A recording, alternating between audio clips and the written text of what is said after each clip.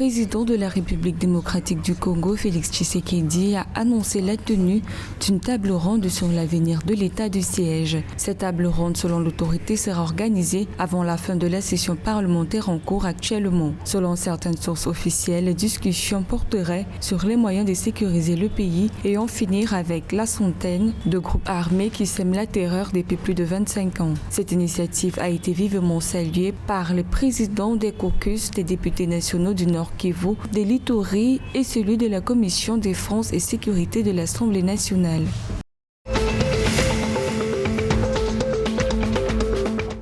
Près de 300 prisonniers en République centrafricaine ont bénéficié de la remise gracieuse de leur peine le 4 mai 2022. Cette mesure, selon les autorités du pays, est le fruit du dialogue républicain traduit à travers les dispositions du décret numéro 22.123 portant mesures de grâce accordées par le président de la République, Faustin Archange Touadéra, aux personnes condamnées pour des délits dont les condamnations sont intervenues avant le 27 avril 2022. Selon les autorités centrafricaines, cette mesure traduit la volonté politique du président centrafricain qui souhaite rassembler les filles et les fils du pays sans discrimination.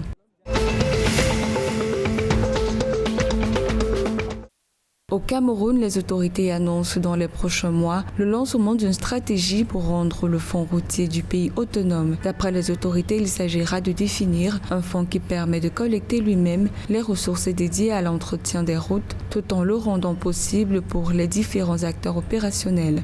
D'après le ministère des Travaux publics, après plus de 2 décennies, la loi sur la protection du patrimoine routier national présente des limites accentuées par l'accélération de la dégradation des infrastructures routiers.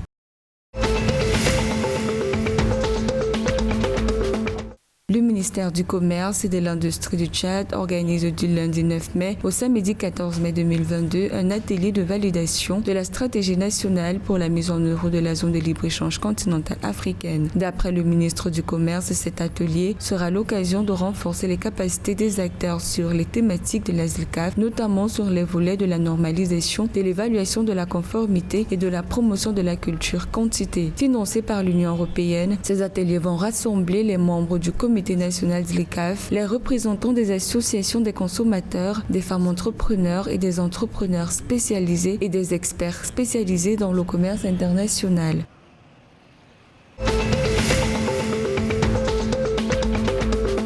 Une rencontre entre le président de la République du Gabon, Ali Bongo, et la maire de Libreville le 5 mai 2022 a permis aux deux autorités de faire l'état des lieux de la gestion de la ville de Libreville. Parmi les points abordés, la question de l'insalubrité dans la capitale gabonaise. Par ailleurs, la maire a profité de cette occasion pour présenter au chef de l'État les week-ends propres et l'informer du déploiement des opérations de nettoyage des grands carrefours visant à maintenir la ville propre. Un déploiement qui a d'ailleurs été apprécié par le président gabonais qui a promis de prendre de nouvelles dispositions pour améliorer ce travail.